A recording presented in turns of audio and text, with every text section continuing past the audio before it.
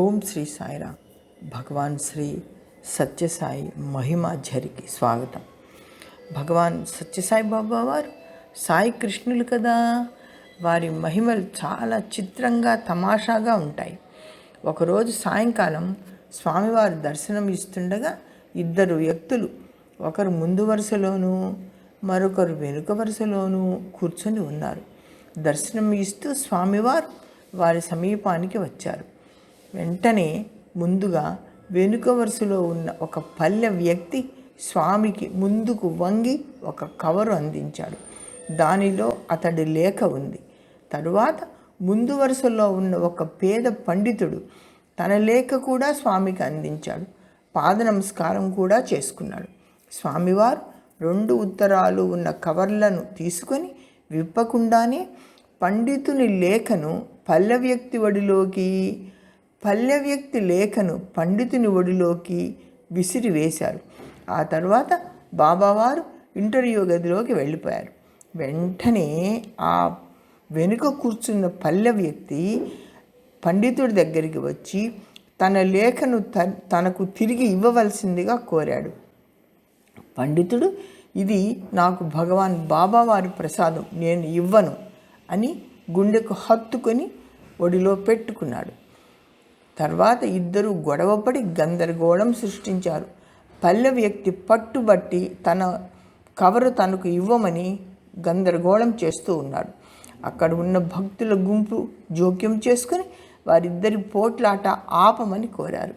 అక్కడ ఉన్న భక్తులలో ఒక పెద్దాయన, ముందు ఆ కవర్లు తెరిచి చూద్దాం, ఎవరి లేఖ ఏదో తెలుస్తుంది, అప్పుడు ఎవరి లేఖలు వాళ్ళు తీసుకోవచ్చు అని వారిని ఒప్పించి ఆ 2 కవర్లను తీసుకుని వాటిని ఆయన తెరిచారు. నిజానికి ఆ పల్లె వ్యక్తి ఒక చంబల్ లోయకు చెందిన బందిపోటు. ఆ బందిపోటుకు ఇచ్చిన కవరులో ఒక తెల్లటి కాగితం ఉంది. పండితుడికి ఇచ్చిన కవరులో ఒక 500 రూపాయల నోటు ఉంది.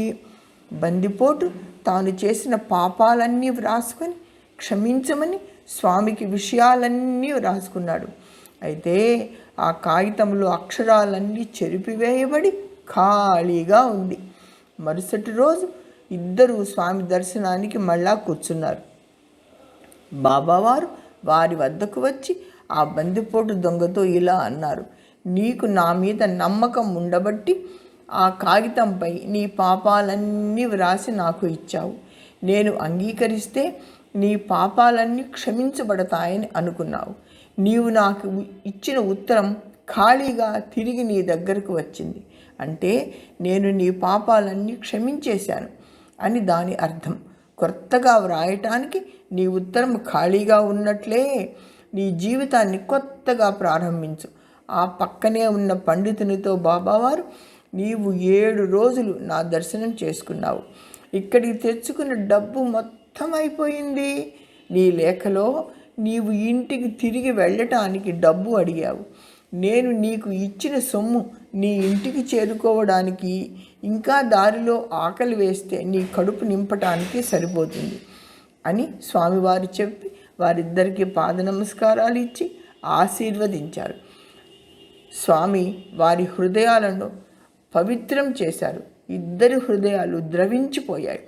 ఇద్దరు ఏడుస్తూ బాబావారి పాదాలపై పడి, మన్నించండి స్వామి, మన్నించండి స్వామి అని వేడుకున్నారు. మనస్సులో దృఢంగా స్వామివారి పట్ల విశ్వాసము, భక్తి నింపుకొని ఉంచుకుంటే అంతా మేలే జరుగుతుంది. తిరిగి వారి ఇళ్లకు వెళ్ళిపోయారు. అలా సాయి కృష్ణుడు చిత్రంగా ఇద్దరి బాధలను తీర్చి ఆదుకున్నారు. జై సాయిరామ్.